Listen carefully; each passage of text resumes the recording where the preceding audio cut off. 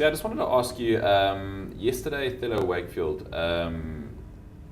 came out and said in the media that Newlands wants to host this All Black Test next year because it's going to be a slightly condensed round of rugby championship fixtures because of the World Cup. And Newlands deserve this All Black Test, which hasn't been confirmed. The venue hasn't been confirmed yet. Newlands hasn't hosted an All Black Test since 2008. There's a lot of speculation as to why. There's a lot of support down in the Western Cape for the All Blacks. There's the altitude argument. Let's rather play our opponents in Highveld. What do you think about this? I think it would be great. It would be really great for the Cape Town people to get an All Black game here.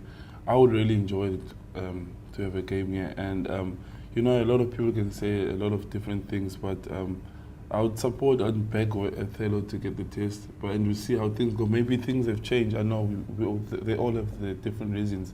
Maybe things will be different this time than the game in 2008 or whatever happened in the previous time. So it will be good for the people in Cape Town to get the game, especially this one round next year of the championship. Why do you think that SARI has been reluctant to, or why do you think Newlands hasn't been awarded an All Black Test since 2008? Like you said, maybe it's because there's a lot of All Black supporters here.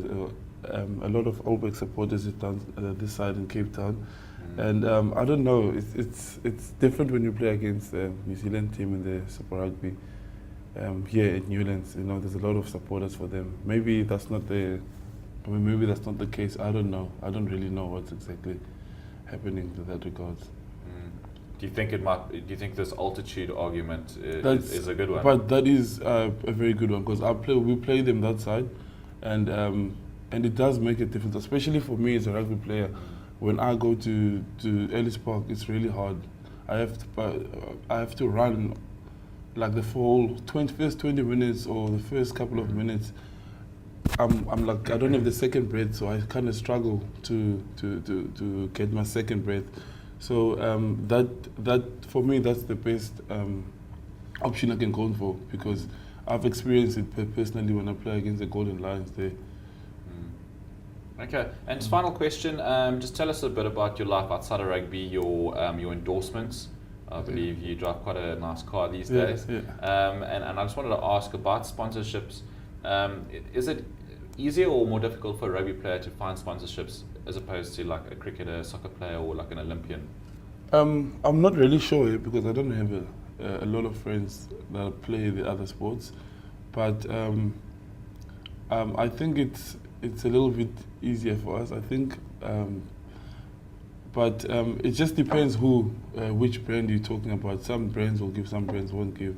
But yeah, I'm with Audi. I'm driving a Q5, and I'm the only rugby player I think with Audi South Africa. I'm quite happy about that, and I'm quite lucky.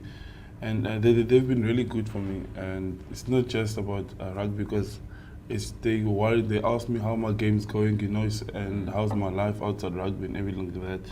And they've been there for me because they got me when I didn't have a license.